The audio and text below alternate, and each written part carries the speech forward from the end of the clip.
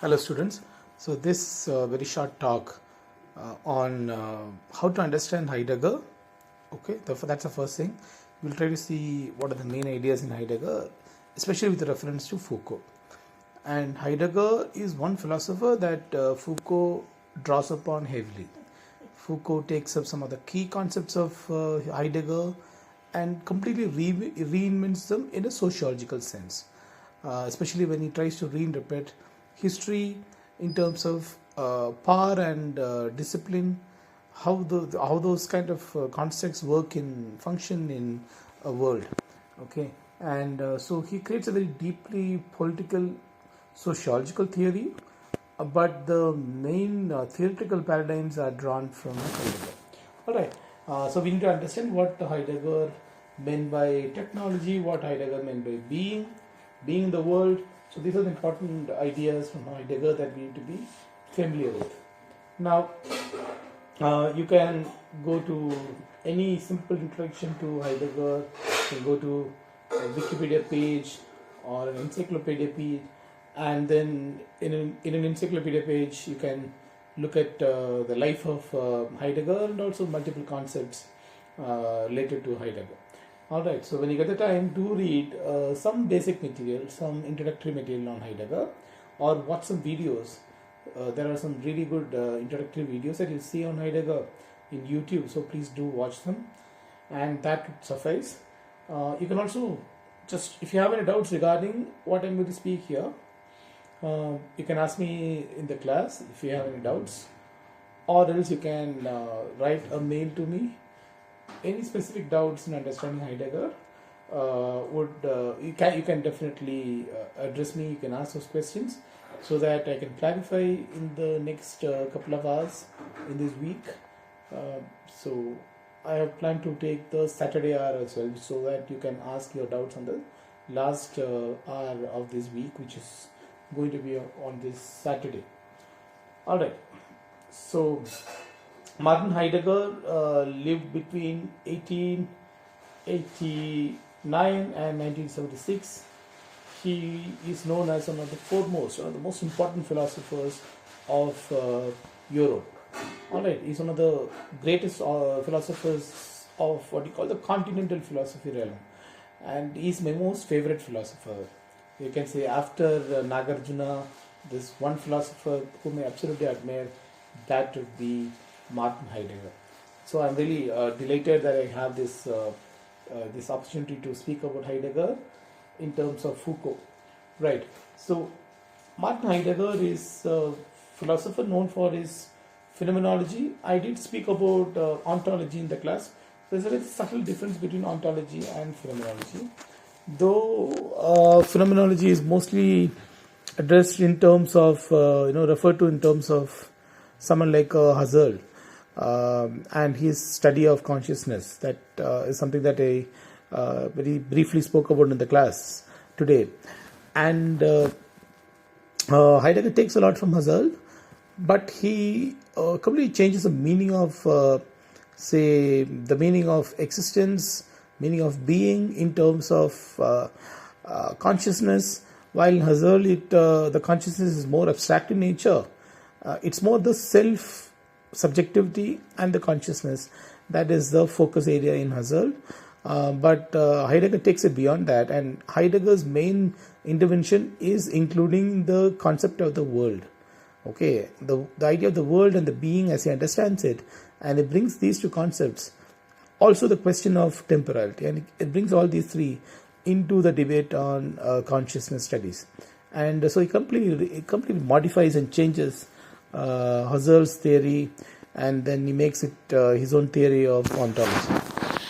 And so he's a very important philosopher in that aspect, and then existentialism as well. So existentialism, as we understand it in terms of say the French philosophers like Jean-Paul Sartre, that existentialism is very different. That existentialism is a lot more abstract in nature. Sartre is more interested in the self, okay, the self and the time. While Martin Heidegger, he is later, in the later stages of his life, he did give a speech on how he differs from Sartre. So he definitely is different from Sartre's thinking process. His philosophy is very different from that, mainly in terms of the usage of the world. The material world is a very important part of Martin Heidegger's philosophy, which is not the case with Sartre. So you have to understand when you speak about existentialism, you need to realize that the existentialism that you see in Heidegger is very different from the regular commonplace existentialism that where we commonly address in literature. So that is very different. Okay. So now coming to Heidegger, it's the same existentialism that you see in Foucault as well. So it's very important to understand what he means by the existent or by the idea of being. Okay, so very briefly explain this. I'm not going to speak about the life of Heidegger. There's no time for it. There's not a place for that. So I'm going to skip that part of Heidegger's life. His most famous work is something that you need to be aware of. So he is well known for the 1927 book called Being and Time. And Being and Time is probably considered to be the most significant work in terms of a book that brought in a phenomenal change in the way we understand self as well as being, okay, in the world. And some of the important concepts in Being and Time are being in the world, Dasein, the idea of the pre-ontological. I'll explain all that later. He also spoke about a few other terms such as worldliness, the important term in Heidegger, and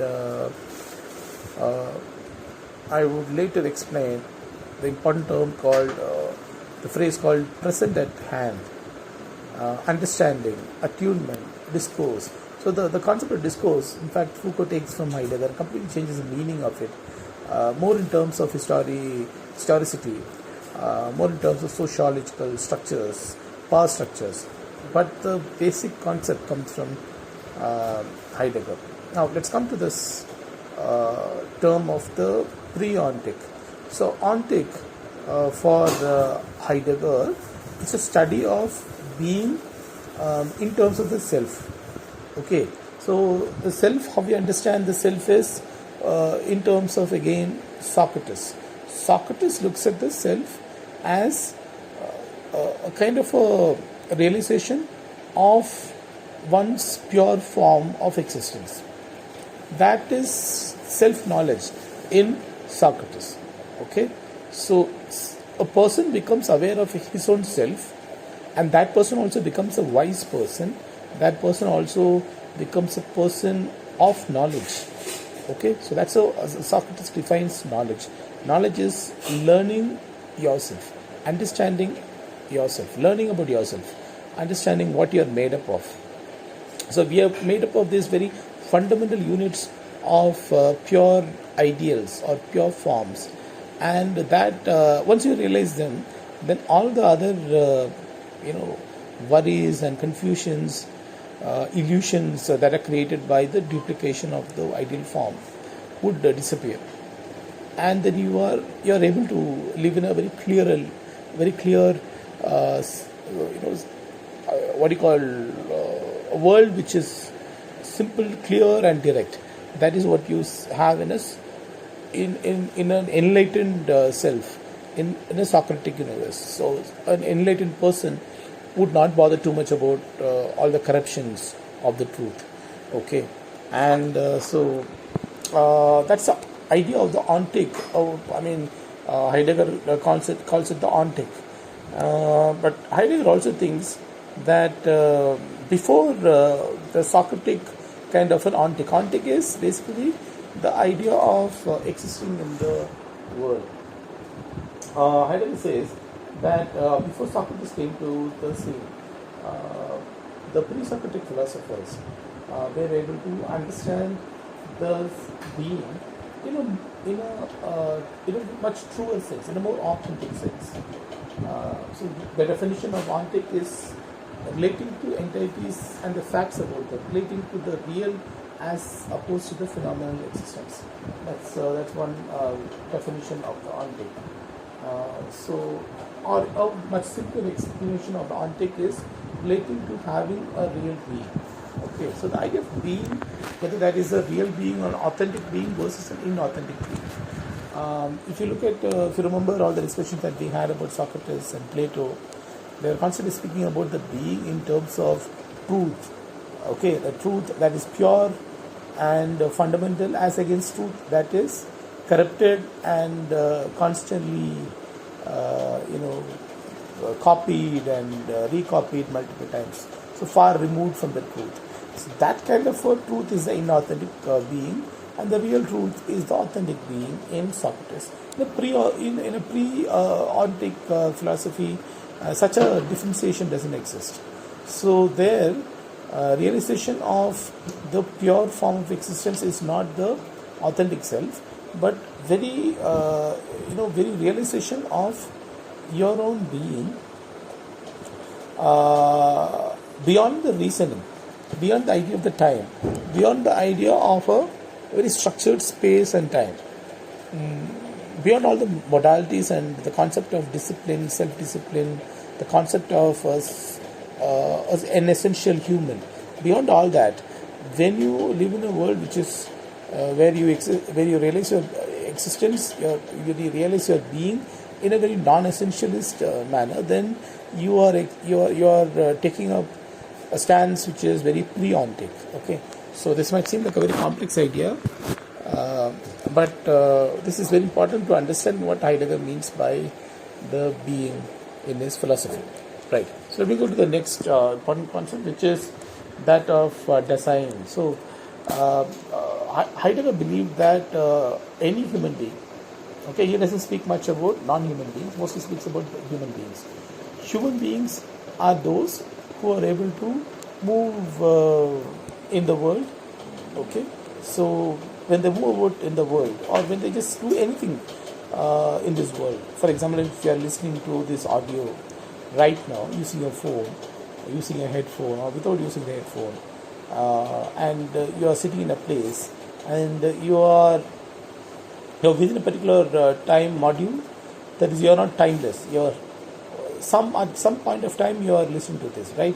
So you are aware of that as well, and within the time as well as within the space in which you are located right now, you are listening to this. So you have decided to listen to this. That is very important. You have decided to open the phone. You have decided to switch on the maybe the phone, and then open the app, right? And then run the audio file to listen to it. All these are actions. These are mostly what you call unconscious actions from your side, because the phone in a way directs your movements, right? Phone directs your movements, and the phone makes you very technological in nature.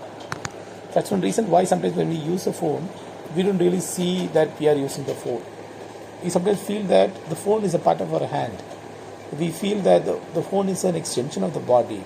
It's almost like an extension of the limb, which is the reason why when you misplace your phone, you almost feel that you have lost a digit from your hand. You almost feel like you have lost your hand.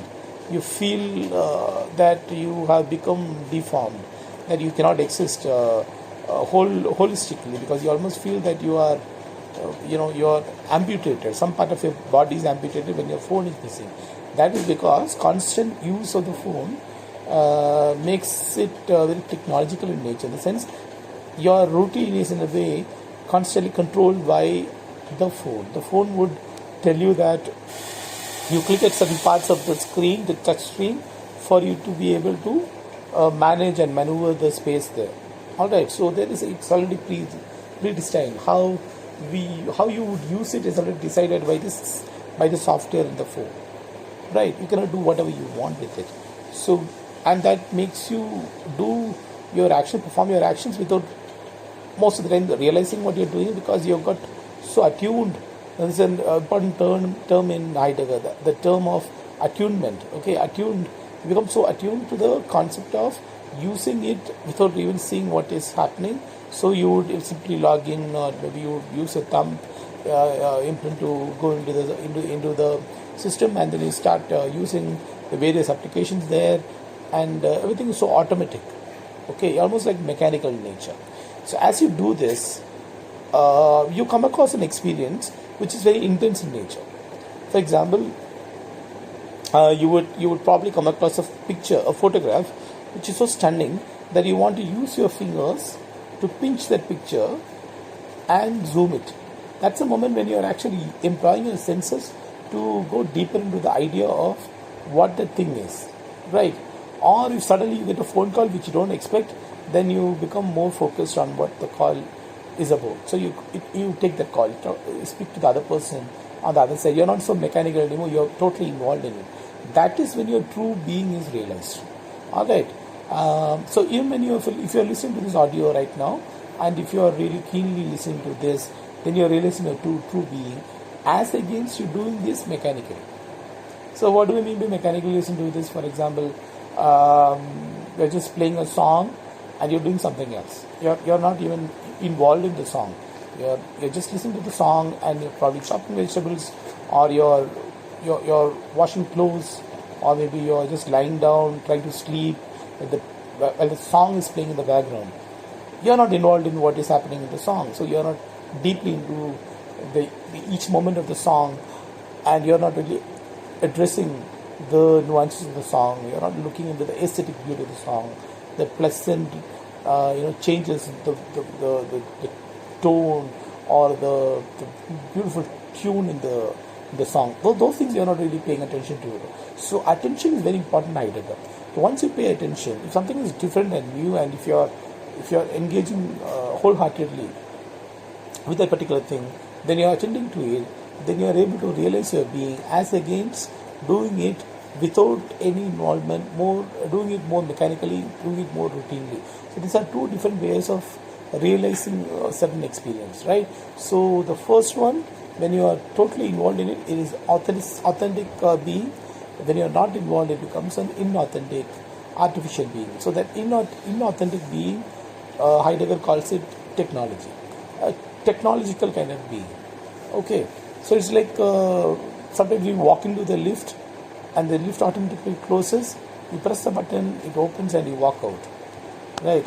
So you don't really watch so keenly the moment it opens, the doors open. They don't surprise you anymore, because first time when you walked into the lift, it would have been very surprising, because all your senses are engaged. You are so keen.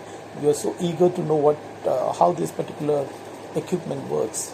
Okay, that machinery, how does it work? So you are so eager that the moment you get used to it, you mechanically move according to the movement of the machine. So you become a part of the machine, they say. Okay, so when you are riding a car, your movements are vastly decided by the mechanics of the car, right? So you move according to how the car wants you to move. So that is technology in Heidegger, right? So there are two ways of realizing a being. One is technological, the other is more authentic. So now if you're listening to this, then depending on how eagerly you are listening to this, how much you are able to engage with this, whether you are able to accept the points that I am making, or if you want to reject what I am saying, if you want to argue against me, if you want to be very involved in what I am saying, then you are realizing your true being. So that is being in the world according to Heidegger. Why is it called being in the world? Because the phone that you are using right now, as well as the time in which you are using the phone, the weather right now when you are listening to this, whether there is a fan that is functioning, whether there is an AC that is functioning, whether the light is on, all those factors, or whether you are sitting in a couch, or maybe on a bed, or in a chair, on the floor, whether you are walking and listening, or maybe you are working out to the gym and listening to this, whatever your action that you are doing right now, okay, that action is happening in the world, right? Without the space, there is no world, and the action is not happening in the world without your awareness. It's happening with your complete awareness. So that is the being in the world, and the idea of the time is a very important concept there. Without the time, you cannot exist in the world. So that is what he means by being in the world. So he says that you won't be able to experience your being without the world opening up itself for you to enter it. That's another important idea in Heidegger. So that means when I see a chair, I feel like going towards a chair. Or even if I don't sit on the chair, I know that there's a possibility that I can sit on the chair, or that the chair can be used.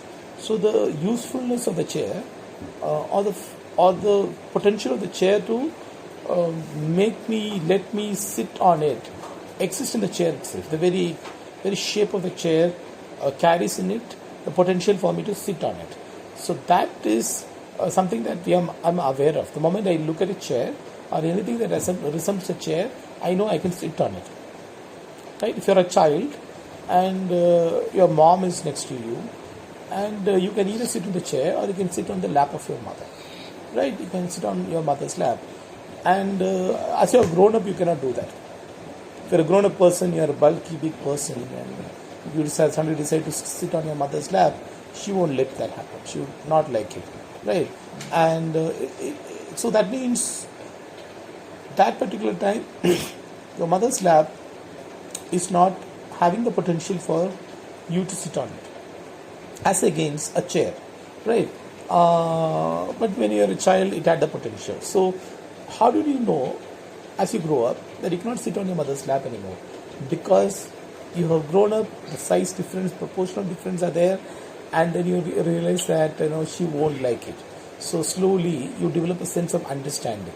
So that is an important concept in Heidegger. Okay, so it means it's fundamental ability, he says, to be someone to do things, to get around in the world. So we take it for granted that we know how to get about, how to go around the world, how to do things as we like it, and we know that we need to pick up the brush in the morning to brush the teeth. We know that we cannot pick up a pen and brush the teeth. We know that we need to pick up the pen to write on the paper. We don't pick up the brush to write on the paper. Right? These are two things which look similar, maybe at least have a similar shape, but they are a little different in terms of one having the bristles, the other doesn't have a bristle. Okay? So I know the difference. Whether I see it or not, even if I don't see it, if I'm visually impaired, let me say, and you give me a brush, you also give me a pen. I touch it. So through my tactile understanding, I know this is a pen, this is not a pen, this is a brush. So there's a sense of instrumentality to the object that you're handing over to me, and I would immediately know what to do with it. So me knowing what to do with a certain object or a certain instrument is already, it's already inscribed on the thing, or it's already destined, it's pre-decided by the object that is handed over to me. So that knowledge, that what I can do with anything that is in front of me, is something that we take for granted, but according to Heidegger, that is what makes a human being someone who is in the world. Okay, so without an awareness of what to do with the things around you, you won't be able to exist in the world. That is a very important concept in Heidegger. This might seem like very commonplace, simple, simplistic. So what is the point of saying it? No. Most of the times we don't realize this. We don't realize the importance of this. Okay. Think about a person who is, say, in a gallery. Okay, he's in a gallery. There are lovely paintings there, beautiful paintings there. That person does not know what a painting is.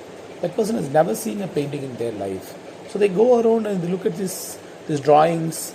They are either captured by the beauty of it, or they don't bother about it. They simply walk around, right? And they don't know how to engage with those beautiful paintings.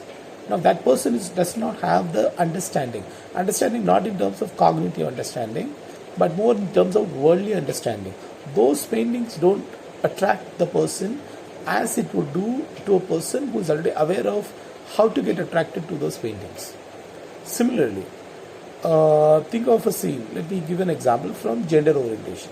Okay, so if you are a person who is heterosexual in nature and you see a person of the opposite sex, the body of the person of the opposite sex has the potential to draw you to that, as against a person with a different orientation, right? So the understanding, in a way, it happens so naturally.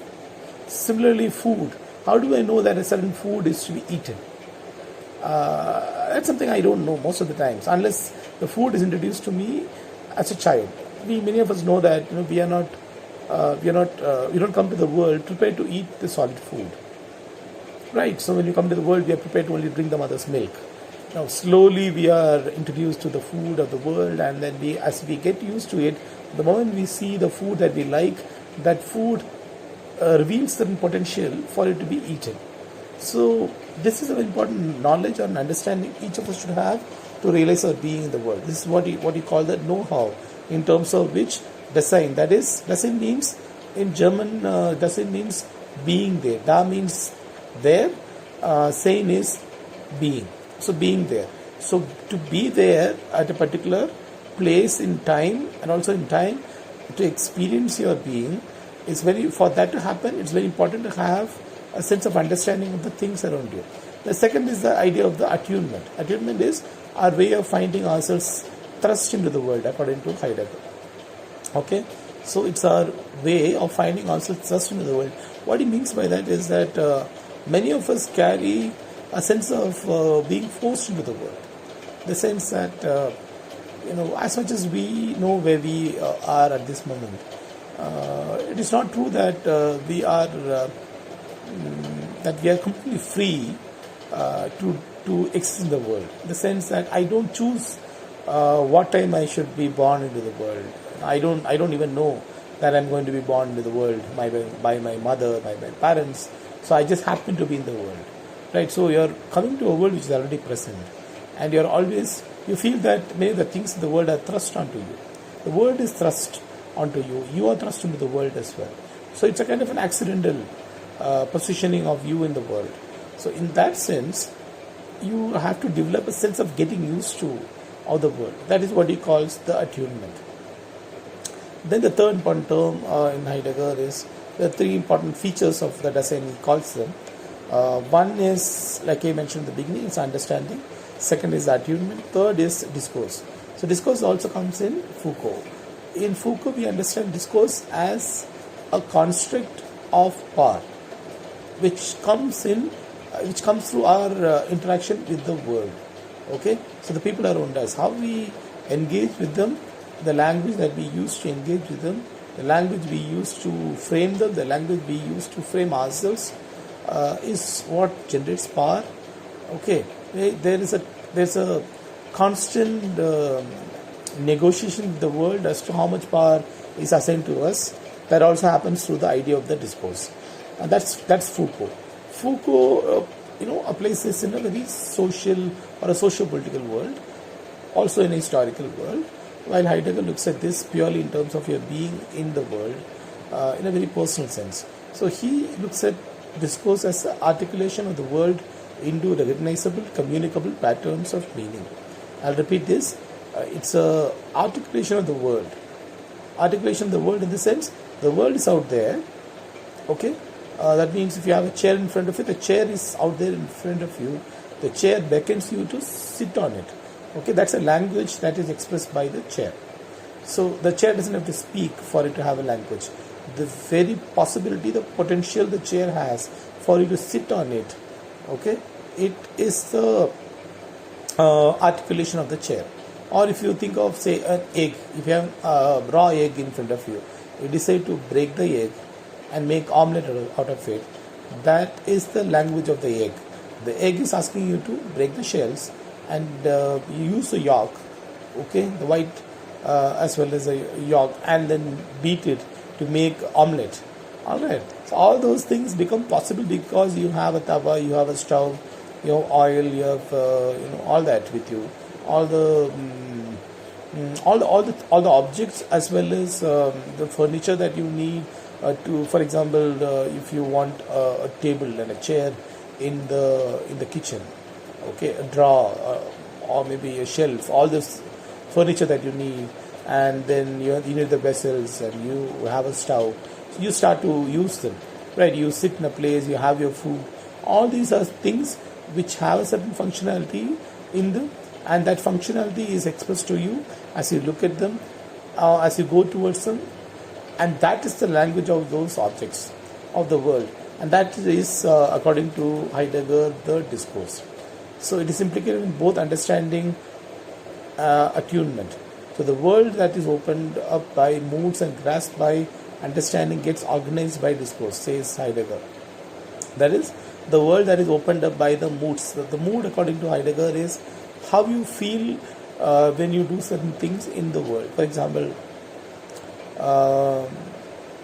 say you are in a ground, you're playing a game. Okay, you have a football next to you, so you decide to kick the football, right? Kick it about and you start to play the game, and without much of a realization, you already become immersed in the game, right? You don't have to really tell yourself that I start playing. The moment you see the ball, you feel like kicking it, and as you kick it, the ball keeps rolling, and then you start following the ball. And as you start following the ball, you would kick it further, and the game starts, right? So the game starts not because you wanted to kick it. The game starts because the ball wants you to kick itself. And as the ball beckons you to kick it, and as you kick the ball and start to set it rolling, there is a kind of a discourse between you as a player and the ball as an object. Both seem to be beckoning each other. Okay, and that is a mood that is created, a playful mood, let me say, when you are playing the game. So you are happy, you are releasing your being by kicking the ball about, by playing the game. So that's a mood, and the grasping by understanding, that is a world that is opened by moods and grasped by the world that is grasped by understanding. So you know how to go about things in the ground. You are in the football ground. You know how to go about things. That is your understanding. Okay, and that understanding is not purely cognitive. It's also how your body reacts to the situation there. It gets organized by discourse. Discourse makes language possible. It's a very important term here. Language is made possible by the discourse. So language, he considers that to be a little different from discourse. In the sense, discourse is the articulation of intelligibility. So intelligibility is the thing in front of you has an intelligence to it. It's an awareness that you have of how to use the thing in front of you. That is intelligibility, and that intelligibility is being articulated by the object in front of you, right? And that is discourse. Language is probably the means through which the discourse happens. So that's a very subtle difference between language and discourse in Heidegger. So discourse is articulation of intelligibility. In its most basic form, this referential whole manifests itself in the way things are told apart. Things are told apart just in the course of using them. So he says that there is a sense of differentiality to objects. So each object is like a sign that refers itself, in a certain way. For example, if you have a knife in the kitchen, it's a kitchen knife. If you have a knife in a murder, in a scene of murder, that's a murder weapon, right? So there is a differentiality that the object itself carries in terms of the context in which it is used. So that is how you would you look at an object and decide to know. Then you realize what is the signified there in that particular object, and that differentiality, how to tell them apart. How do I know that this switch is the switch for the fan? That is a switch for the light. So how do I know which is the which is the switch that I have to switch on for the particular fan or the light to come on? How do we know that? So that awareness of telling things apart is your it's a sense, in a way, it is the discourse of yourself in the world. Okay. So Heidegger uses these three essential features of Dasein. Dasein is being in the world, or being in a place or a space, in time, in a composite structure. He terms a care. So I just stop with this because I don't want to go too much into the technical terms. In all the there are just quite a lot of interesting terms, very complex terms that Heidegger uses. Each term is in a way connected to the other one. So once you understand one term, then it will be a lot easier for you to understand the other similar terms that he uses, mostly in terms of one's being in the world, right? So that should suffice. That should suffice our discussion on Heidegger, Martin Heidegger. I am not saying that, I'm not claiming that I've explained everything in Heidegger. I only touched upon maybe a 0.1% of the Heideggerian philosophy. It's a very, very small part that I touched. There is a lot more to discuss and understand if you're interested in Heidegger, then you can go ahead and read about Heidegger, watch some videos on Heidegger. So best wishes. He's a fantastic philosopher. He's probably one of the greatest philosophers to learn. So if you are interested further, to go ahead and study. But for this particular debate on discussion, this particular understanding of Foucault, his essay, what is an author, I think this this particular talk that I've given, all the definitions that I've given in this talk is, I'm sure they are sufficient for your understanding of Foucault. So thank you for patiently listening. If you have any doubts, kindly mail to me, or you can ask me, note down the doubts, you can ask me any part of the speech that you have listened to right now, any part of it, any line that you didn't understand, kindly note it down and ask me in either the next class or maybe in the last class, which is going to be on Saturday this week. Thank you so much. Bye.